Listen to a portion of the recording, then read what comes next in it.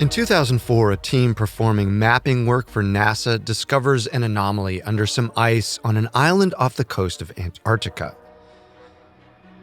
The hope is it's a lost plane that crashed back in 1946 due to inclement weather. The plane, nicknamed George I, was part of a military operation run by the U.S. Navy called Operation High Jump.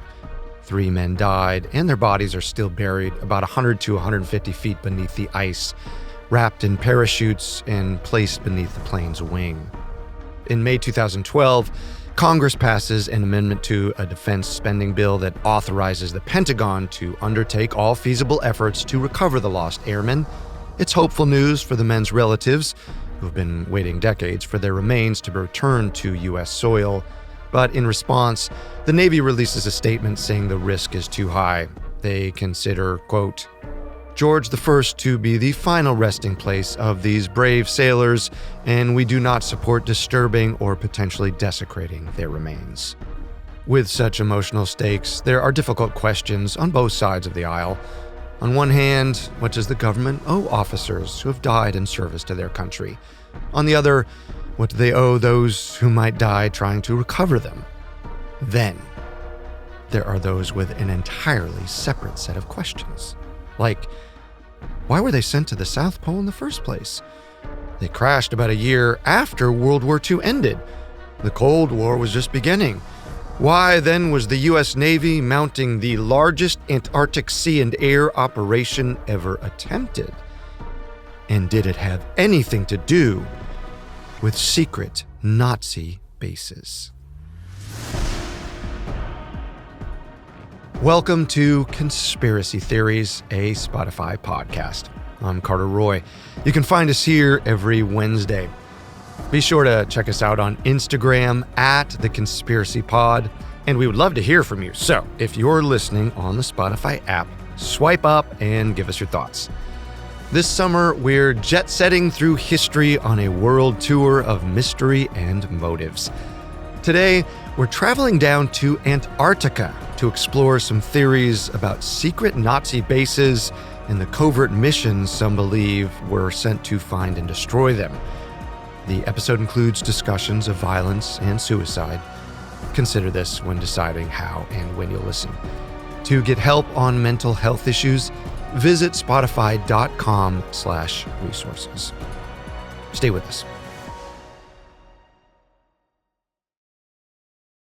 We're heading back in time to December 1938 and touching down on a ship sailing toward the southernmost tip of the world, Antarctica. The ship is called the Schwabenland. It's captained by German war veteran Alfred Richter. Though not a member of the Nazi Party, he acts on their strict orders, as does his crew of 82 scientists, officers, and support men. They're on a secret mission preparing for the next inevitable war. They reach the coast of Antarctica in January 1939. They land between 2 territories, one controlled by Norway and the other by Britain. The goal is to lay the foundation for an eventual Antarctic base, one that could ideally support the so-called German Fat Plan. The plan is part of the Third Reich's strategy to prepare for an inevitable war by improving self-sufficiency in case of embargoes or other disruptions. They want to increase their domestic production of goods, particularly fat-based products like margarine, whose primary ingredient at the time is whale oil. Since commercial whaling has recently done a number on northern populations, an operation in the south would be in Germany's best interest. That's in addition to any other unstated goals the expedition may have. Richter and his team bring 2 flying boats with them to perform aerial reconnaissance of the area. Their crews carry boxes filled with small metal swastikas meant to be dropped onto the ice below. It's supposed to be their way of staking Nazi Germany's claim to the land they pass over. But it doesn't quite happen the way they'd like. Some swastikas may have been thrown from the planes, but many never make it out of their packaging. A crew realizes they're short on fuel one day and decides to lighten the plane's load by throwing out some boxes they have on board. Oops. In the process, the symbols of German dominance are lost to the ice. All told, it's a bit of a failure, but the team succeeds in mapping about 97,000 square miles of the continent. And they name the area New Schwabenland. According to official accounts, the Germans never establish an Antarctic base. They return home in February 1939.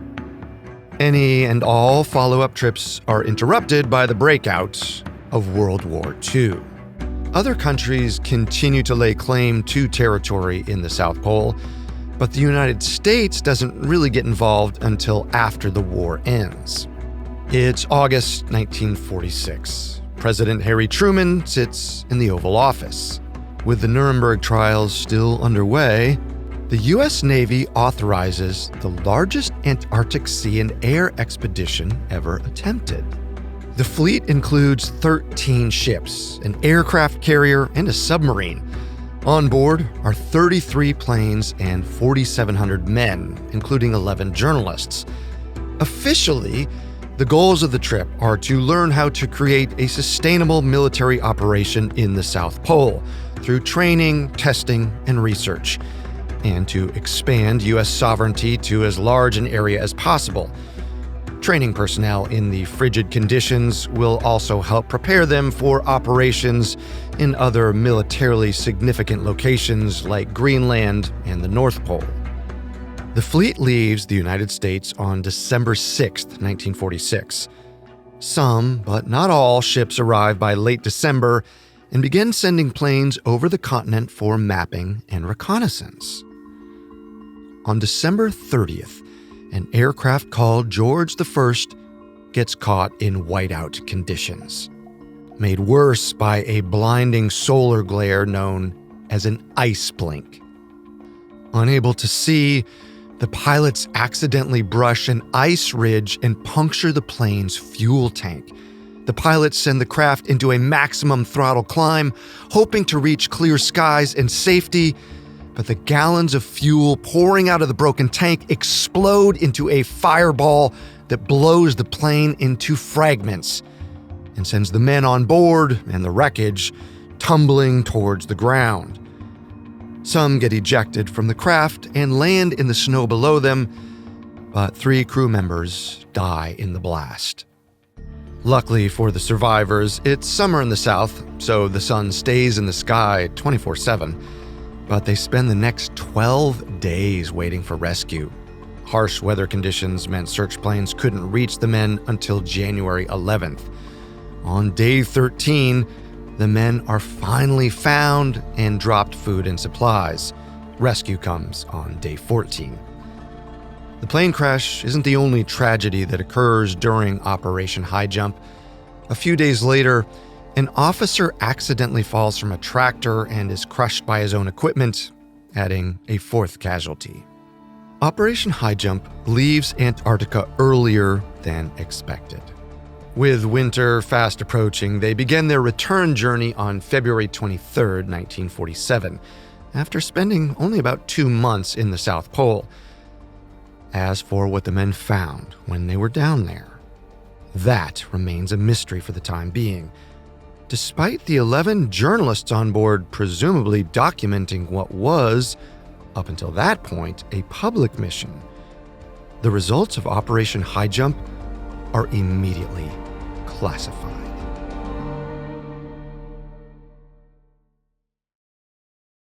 Operation High Jump sails back to America in 1947, after spending about 2 months in Antarctica. But in order to understand the long list of conspiracy theories that haunt the polar ice caps, we need to rewind a bit. As we mentioned, officially, Hitler's expedition never established an Antarctic settlement. They went down, did some mapping, and never returned to the South Pole. But some theorists believe they were successful in creating a base, just one that may not have been visible to the naked eye. After the Germans left, other countries kept visiting Antarctica. 4 years later, Britain actually launched a secret military operation to establish their own bases. With World War II approaching, they wanted to be able to cut off access to any enemy ships. And obviously, enemies included the Germans at the time. But the Brits didn't necessarily know where Hitler and his forces landed in the South Pole or how successful their expedition was. The Germans kept their results hidden. And by some accounts, the Brits never made it over to Queen Maud Land. Their activity was contained more to the west. Meaning, if they were looking for a German base and one actually existed, they wouldn't have found it.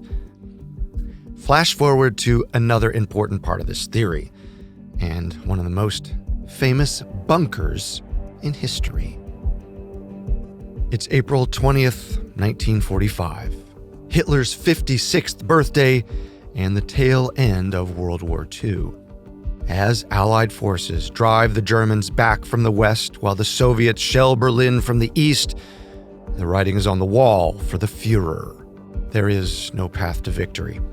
Hitler spends the next few days having a meltdown as Soviet forces close in on him.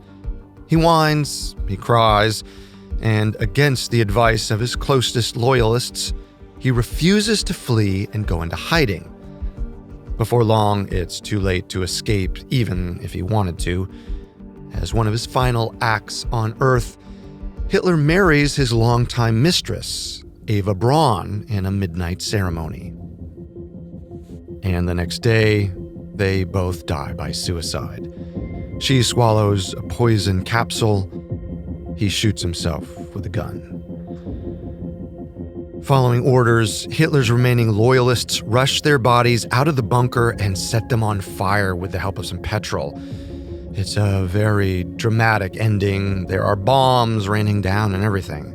But importantly, no one else other than the loyalists are around to witness the burning. And we cover this story and more in greater detail in our episodes on Hitler, but the point is, some theorists question whether Hitler actually died that day. Escape was technically possible. Even as Soviet forces closed in, one German Air Force commander managed to flee the bunker on Hitler's orders. Even Stalin, who helped defeat the Nazis, said he believed Hitler could have escaped. And he wasn't alone. Other Soviets did as well. Dwight Eisenhower even suggested as much, though he quickly recanted the statement. The question is, if the most notorious dictator in the world did survive World War II, where did he go? Enter one theory: a real, mysterious submarine. On July 10th, 1945, 2 months after Germany surrenders, a German U-boat arrives at a naval base in Argentina. Though not a direct ally during the war, Argentina has had a long history of friendly relations with Germany, and in the aftermath of World War II, it becomes something of a safe haven for Nazis, along with many other South American countries. You might remember Colonia Dignidad from our episode on Boris Weisweiler's disappearance. The self-contained colony was founded by former Nazi sympathizer Paul Schaefer, which later became a secret prison and torture center for the Chilean government. So clearly, for some, there was life after being a war criminal. When that Nazi U-boat docks in Argentina in 1945, it sneaks past fishermen and a sentry standing guard before signaling surrender. According to a report by Time magazine that year, rather than shun the men on board, the Argentine Navy treats the more than 50 crew members to a hot meal and haircuts before housing them at a rest camp. Officials eventually interrogate the crew, but it's not an easy investigation. Before coming ashore, the men destroyed pretty much all of the submarine's logs and records. That included any documents that could corroborate their identities. Now, there were 2 months of unaccounted for time between the war's end and the submarine's arrival. According to the crew members, those 2 months were spent basically puttering about the Atlantic. And while the Navy's investigation finds that the men's story holds up, given the lack of corroborating evidence, not everyone believes them. Rumors swirl about those 2 months at sea being spent on a special mission. What else could the U-boat have been carrying? Adding fuel to the fire, an Argentine journalist supposedly saw a police report about a submarine surfacing near the country's southern coastline earlier. 2 people climbed ashore. One looked like a high-ranking officer and the other looked like a civilian. Some theorists believe that could have been the Nazi U-boat dropping off Hitler and Eva Braun in disguise. Others suggest the submarine didn't surrender for 2 months because they made a pit stop in Antarctica first. In fact, 6 days after the submarine's arrival, a Hungarian living in exile in Argentina writes a detailed op-ed suggesting just that. His name's Ladislao Sabo, and his piece gets picked up by newspapers all around the world. It runs under headlines like, "Hitler's on ice in Antarctica." And as wild as that sounds, there's barely any time to process the proposal before there's another update in the story. A few weeks after the piece hits newspapers, another German U-boat arrives in Mar del Plata, Argentina. And there's less men on board because they apparently dropped some off in Norway. But Sabo takes the news as confirmation of his theory. In his mind, it's too much of a coincidence. The submarines must have been working together. By 1947, the Hungarian publishes a book outlining his case called Hitler is Alive. He believes the dictator and a number of other Nazi officials found refuge on a base built during that 1938-39 Antarctic expedition. He suspects the Germans probably built on the coast of Queen Maud Land before constructing another base further inland. Others come to share Sabo's conviction. And over time, the list of alleged evidence for a secret Nazi base in Antarctica grows longer. There are those who believe that some government officials knew the Germans had them. That's why Britain launched their secret military operation in 1943, and the United States launched Operation High Jump. They were seek and destroy missions. Operation High Jump left Antarctica earlier than they anticipated. Some accounts suggest the U.S. Navy was successful in finding the German base, but weren't in destroying it, which might have something to do with the fact that, according to those same accounts, they encountered more than just bad weather and ice blinks. In addition to some suspicious disappearances, they were met with German superweapons and maybe even UFOs.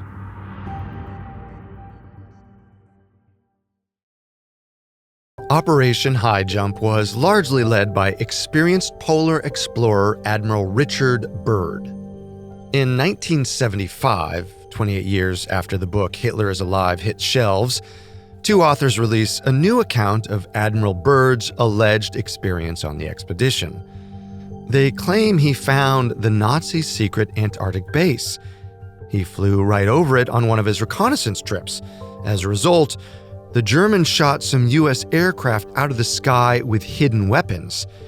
The incident, they claim, was one of the reasons Operation High Jump left the South Pole much earlier than originally planned.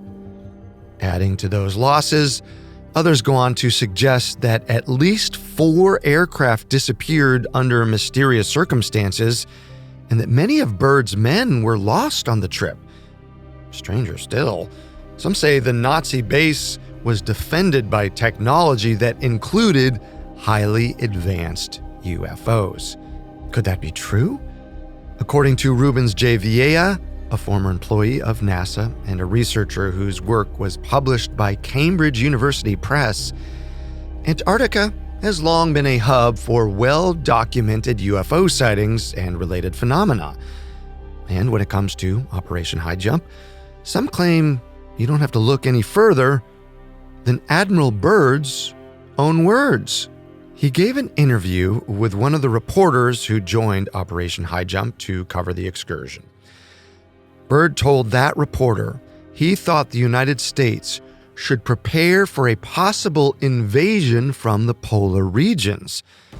A 1947 issue of the Chilean magazine El Mercurio cited the interview, and after two authors translated it to English, their translation read, quote, "In case of a new war, the continental United States would be attacked by flying objects which could fly from pole to pole at incredible speeds." Now, that's a pretty chilling warning from a respected and experienced leader. How does the U.S. respond to these threats? Well, theorists believe with nuclear power. It's not a theory that the United States detonated 3 atomic bombs in the southern hemisphere in the late 1950s. The nuclear tests were part of another secret military initiative called Operation Argus. Many theorists saw them as confirmation of a hidden German threat in Antarctica. And most agree. The bombs were successful in erasing Nazi presence on the continent, even if they don't agree on much else, like the location of the base. Almost all believe it was located somewhere on Queen Maud Land, but exact coordinates have been up for debate since the beginning. Some have even suggested it wasn't even on Queen Maud Land so much as under it, tucked away in a natural ice cave. Others go one step further and place it even further below that. This variation is connected to the Hollow Earth conspiracy theory, which we've covered before. As the name suggests, theorists believe our planet is actually hollow, kind of like a giant tennis ball. And inside the hollow shell are all kinds of things. Thriving civilizations, exotic plant life, prehistoric animals, even advanced alien beings. They also believe there's another sun inside the Earth, which allows for all that life. Importantly, in Hollow Earth theory, the only access points to this elaborate world within our world are located in the North and South Pole. So, as it relates to secret German bases, the idea is that the Nazis found a portal and even got some help from the aliens inside. That might explain the accounts of UFOs and superweapons. The concept of an advanced underground civilization in Antarctica dates back to an 1871 German novel, Vril, The Power of the Coming Race. It described a powerful utopian society fueled by an energy source called Vril. And despite the fact that the book was fiction, some believed they could be real. In particular, the concept resonated with followers of theosophy, a pseudo-religious occult movement that may have fueled the Nazis' belief in an Aryan master race. Given Hitler and the Nazis' documented interest in the occult, some theorists believe they sought to find this subterranean Vril and harness its energy for their own dark purposes. But other accounts suggest the Nazis didn't so much find a high-tech underground civilization in Antarctica. They found a gateway to hell. And this gateway to hell is sometimes placed on the other side of an enormous ice wall that allegedly surrounds the perimeter of our entire planet and keeps its contents from falling off the edge of the world. Yes, secret Nazi bases have somehow also been tied to flat Earth theory, which we've also covered on the show before. We promise we didn't choose this topic to advertise old episodes. It just worked out that the most popular conspiracy theory we could find about the continent of Antarctica has been a magnet for the building blocks of every other conspiracy theory under the sun. We've got a faked death Covert military ops, government cover-ups, disappearances, UFOs, secret lost societies, alien technology, and what feels like every different iteration of our planet's composition that's ever been suggested. What's verifiable and what isn't. The Germans did run an Antarctic expedition in the late 1930s. A few years later, Britain did send a secret military program. 2 German submarines filled with Nazis really did arrive on the shores of Argentina a few months after World War II ended in Europe. They really didn't have much of anything to corroborate the claims of what they'd been up to. By 1947, the US did launch Operation High Jump. People did die. The trip was shorter than it was supposed to be. Admiral Byrd did come home warning about threats coming from the poles, and about a decade later, the US did detonate 3 atomic bombs in the southern hemisphere as part of a separate classified operation. That's all true. And when neatly lined up like that, it does sound suspicious. Add in all the rumors about Hitler faking his death and a secret Nazi base can start to make sense. But here's what we also know. First, nothing in any of the surviving records from Germany's 1939 expedition suggests they established a base. Of course, that could be on purpose. They wanted it to be kept a secret. But when Britain went down a few years later, now declassified records indicate their aircraft didn't even fly over Queen Maud Land, let alone touch down. And while Operation High Jump's results were immediately classified, they became public very shortly after and were widely published. An Oscar-winning documentary about the excursion premiered the year after they returned. Second, there's nothing in the declassified reports that mentions Admiral Byrd or his forces ever coming under attack. Lost men, mysterious disappearances, superweapons?